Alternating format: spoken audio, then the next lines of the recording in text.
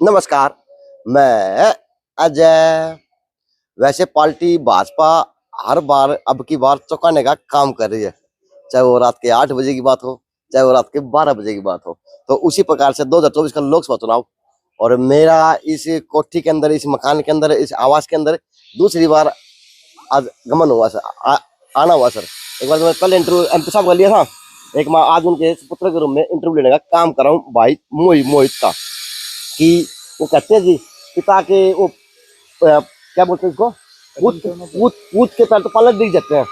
है तो वो गुण मोहित के अंदर देखे जा सकते हैं, चाहे समाज सेवा की बात हो, चाहे वो किसी प्रकार के फंक्शनों की बात हो। यानी यह है कि मोहित की अगुवाई देखी जा सकती है अपने पिता के स्थान पे भी। भाई बाहर भीतर जाना हुआ एमपी साहब का बड़े छत्रबल हो गया, तो कहीं कहीं ना कहीं मोहित के अब कंधों पे बाहर पिता की राजनीति का देखा जा सकता। तो शुरुआत आज उनसे। सर नमस्ते। कैसे चलो पीछे आगे बोलिए तो पीछे आवाज होगी। जी जी जी। तो बस बताएं। तो पहले सबसे पहले तो आपको हार्दिक से हार्दिक शुभकामनाएं तीसरी बार के लिए। बहुत बहुत धन्यवाद। इस शुभकामनाएं का श्रेय केवल माननीय प्रधानमंत्री जी को जाता है। तो मोहित भाई अब की बार जो क्रिकेट की कैटरिंग होती है, 3 विकेट देना हो, 3 छक्के लगाना हो, 3 चौके लगाना हो, तो अब की बार एमपी साहब के लिए तीसरी हैट्रिक होने जा रही।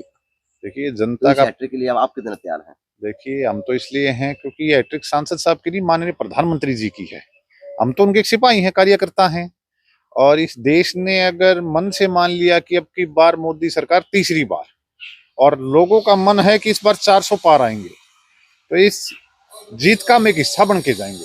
इसके लिए भगवान की दुआ रही तो सब कुछ बहुत बढ़िया रहेगा। लेकिन आपके परिवार के साथ में एक बात और रही है, वो बात ये रही है कि आपके पिता की एक छवि नापी जाती है कि धर्मवीर वो सर्वोपरि गुणी आदमी है, किसी ने कितने खड़ा कर दो, चाहे काला पानी भेज दो तो भी वो उड़ते भी जीत के आस्क है। ये आपके पिता के ऊपर चाहे आशीर्वाद कोई हल्के का 3-3 जिलों का कहीं या लोगों का कहीं, ये क्या मानते हैं? ये केवल ही केवल लोगों का इसलिए है क्योंकि आदमियों के पहले राजनीति के अंदर वर्कर होते थे, लेकिन मेरे पिताजी से 87 से जब से उन्होंने राजनीति शुरू करी है, और राजनीति विधानसभा की 87 से, परंतु जो चेयरमैन जी के समय से ही उनका जिन जिन से मिलाप हुआ, उनको एज ए वर्कर नहीं, अपना भाई साथी मान के चले। और सौभाग्य है कि वर्कर नाराज हो जाता है लेकिन भाई नाराज नहीं होता।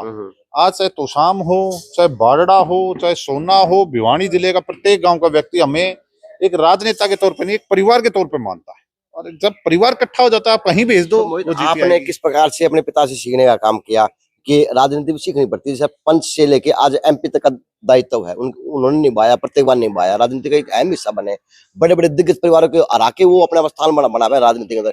तो आज मोहित क्या तो सीख रहा और क्या लोगों को बता पाएगा कि तीसरी बार की हैट्रिक है, वो मजबूत आपके लिए लड़नी पड़ेगी या फिर वो मोदी जी के चेहरे की लड़नी पड़ती है? देखिए जी, पहली बात आपकी स्पष्ट मैं कर दूं कि ये चुनाव माननीय प्रधानमंत्री जी का चुनाव है। ये किसी व्यक्ति का चुनाव नहीं है, किसी एक सांसद का नहीं है, पूरे के पूरे देश का चुनाव माननीय प्रधानमंत्री।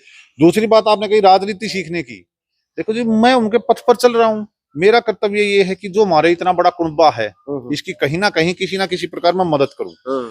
कई बार ये सच्चाई है, कुनबे के अंदर कोई रूस भी जाता है।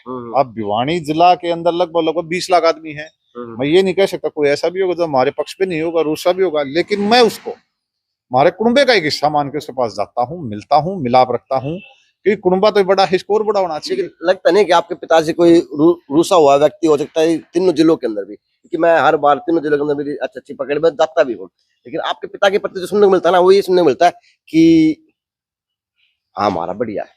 ये रियलिटी है, ये फैक्ट है। ये ऊपर वाले की दुआ है और आप लोगों का जैसे व्यक्तियों का प्रेम है। क्योंकि मेरे पिता ने मेरे को बहुत पहले एक बात समझाई थी कि बेटा, जब भी कोई व्यक्ति, आप किसी सर्वोच्च स्थान पर बैठे हो, अगर कोई व्यक्ति आपके पास आता है, कभी ये मत सोचो कि ये आपका है या नहीं है। आपके लिए वो आपका है। जरूरी इस चीज से मत सोचो कि इसने मतदान दिया नहीं दिया, लेकिन एक मनुष्य है, इसने देखो किसी दुख में आया होगा या खुशी में आया होगा, हमेशा मिलके चलो। तो इसीलिए लोगों का प्रेम भावना हमारे साथ है कि धर्मवीर ने किसी बात का भेद भरभाव नहीं किया। मुझे तो लगता है कि अब की बार भी कहीं ना कहीं प्रधानमंत्री जी का चेहरा ही लड़ेगा या वास्तव आदमी का व्यक्तित्व भी लड़ेगा। देखिए, देश के लिए तो प्रधानमंत्री जी का है, लेकिन मैं इतना जरूर, प्रधानमंत्री ने जो अपने सिपाही तैयार करे हैं, उनके लिए तो हम एक सिपाही हैं। उस विश्वास के साथ करे हैं कि उन सिपाहियों के साथ जो 15-10 साल का एक कार्यकाल चला है, लोगों की आस्था जुड़ी है जिसके साथ, उन पे विश्वास रख के उन्हें चलाने का करे कि हाँ भाई, ये जो मेरा साथी है, इसके साथ लोगों का विश्वास जरूर है, इसलिए उनको टिकट देने का दोबारा अवसर दिया। तो जिस प्रकार से अब सोशल मीडिया पे एक लड़ाई चल रही थी कि सांसद साहब अब की बार एमपी का चुनाव नहीं लड़ेंगे, वो एमपी के अपने बेटे के लिए मांग रहे हैं, आप अपने लिए तो सामने तैयारी करें, तो क्या अब आप भी राजनीति का हिस्सा बनने जा रहे हैं? अब एमपी साहब बन जाएंगे, आप एमएलए की तैयारी करेंगे, क्या क्या? बिल्कुल भी नहीं अजय जी, ये ही लोगों को भ्रम है बहुत बड़ा। मैं एक छोटा सा उदाहरण देता हूँ। हमारा हरियाणा किसानी का पिता जवानी से लेके बुढ़ापे तक खेती बाड़ी करता है, कोशिश करता है उसका बेटा उसकी मदद करे।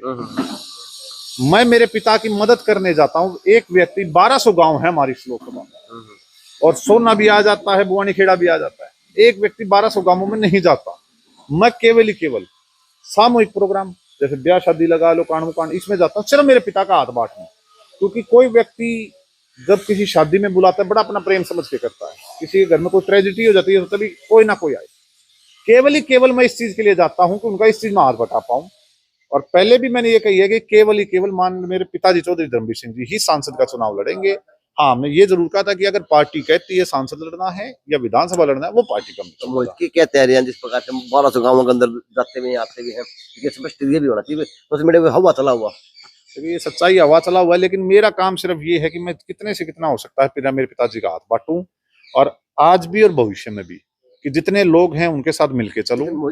किस प्रकार से एक सोशल मीडिया पे एक बात और चली हुई, सिस्टम चली हुई कि आप स्पष्ट जवाब दे रहे हैं, तो मैं आपसे सवाल ले लेता हूँ एक दो बढ़िया। जिस प्रकार से आपने मोदी का चेहरा बता दिया, लेकिन एक तरफ से ये बात चल रही है कि जुमलों की सरकार है, जुमलों को आधार पे काम किया, जुमलों के आधार पे सब काम, बस जुमलों के आधार पे क्या एमपी आपकी बार बन पाएंगे? देखिए, एक बात आई है, हमारी आजादी को लगभग 77 वर्ष हो गए। इस देश के अंदर हम लोग सबसे विकसित देशों में ये देश माना जाता था पहले, परंतु बीच का कार्यकाल ऐसे गया जहां हमारे पास वो डेवलपमेंट नहीं मिली। 10 साल के अंदर आप रोडों पे आ जाओ, आप रोडों का विकास देखोगे, इससे ज्यादा विकास कभी नहीं आप देखोगे देश के अंदर। चाहे वो एक्सप्रेस हाईवे हो, चाहे आज भिवानी में हम रहते हैं, भिवानी के पास का आप 152 का रक्षा देखिए। हर चीज को काम करने में समय लगता है। ये प्लानिंग किसी एक प्रदेश या गांव की नहीं है, एक देश की है। धीरे धीरे स्टेप बाय स्टेप चलते हैं। जुगले वो आदमी मार रहे हैं जो पर्चियों के सारे जीतते थे, जिनकी दाल पानी पर्चियों पे चलती थी कि भाई मैं तू पर्ची दे दे मैं तेरा लगवा दूंगा, परंतु इस सरकार ने पर्चियां बंद कर दी। अब जुगले रह गए उनके पास, क्योंकि पर्चियों पे लगता नहीं कोई, जो बच्चा पढ़ता हो नौकरी पाता है, जो मेहनत करेगा वो सफल होगा। जी, अब क्या तैयारियां रहेंगी, किस प्रकार की तैयारियां, किस प्रकार के इस हैट्रिक के लिए तैयारियां की जाएंगी हल्के में, गाँव के अंदर, जिलों के अंदर? देखो जी, और आपकी हमारी भूमिका क्या रहेगी? अजय जी, मेरी भी वही रहेगी जो हमारे सारे कार्यकर्ताओं की है, एक साथ मिलकर हमारे की, कि जहां जहां तक हो माननीय प्रधानमंत्री जी का जो आदेश है, निर्देश है, उनकी जो सोच है, वो हर प्रत्येक गांव के अंदर, हर एक डाणी के अंदर, हर एक घरे के अंदर हम पहुंचाने का। तो जेएनसी के माध्यम से आप क्या कार्यकर्ताओं को अपील करेंगे? क्या 12 लाख कितने टोटल वोट? लगभग हमारे भिवानी महेंद्रगढ़ जिले के अंदर तो है 20 लाख आदमी। अच्छा, और वोट लगभग 13.5 लाख है ना? हाँ, 13.5 लाख की अब की बार वोटिंग है। हाँ जी, क्योंकि पिछली बार 11 लाख कुछ की हो गई थी, तो मैं मानता हूँ इस बार 1.5 लाख बढ़ा पाएगा। तो क्या अपील करेंगे? मैं तो यही कहना चाहूंगा जनता से कि आने वाले समय के अंदर आप ये देखिए, माननीय प्रधानमंत्री जी को तीसरी बार इस देश का प्रधानमंत्री बनाना है और पूरी दुनिया के अंदर उनका नाम रोशन करना है। कैंडिडेट आपका अपना है, आपका अपना प्यारा है, और माननीय प्रधानमंत्री जी का चहेता है। चलो जी, ये एमपी साहब नहीं तो एमपी साहब के सुपुत्र सही, लेकिन बात वही है जो आज कहीं ना कहीं चाहे एमपी साहब से मुझे सुनने को मिलता, चाहे उनका सुपुत्र से सुनने को मिल रहा है। ये 1200 गांव हैं और 13.5 लाख की जनसंख्या मान सकते हैं, और उससे ऊपर नीचे भी है। तो जी, अभी ये चुनाव तीसरी बार की हैट्रिक के लिए होगा। अब किस प्रकार से जीत दर्ज की जाएगी, व्यक्तित्व लड़ेगा या अब की बार भी कहीं ना कहीं मोदी जी का चेहरे के ऊपर ही वोट देने का काम होगा? जेएनसी न्यूज़ से अजय नायक, दीपांशु शर्मा की खास रिपोर्ट।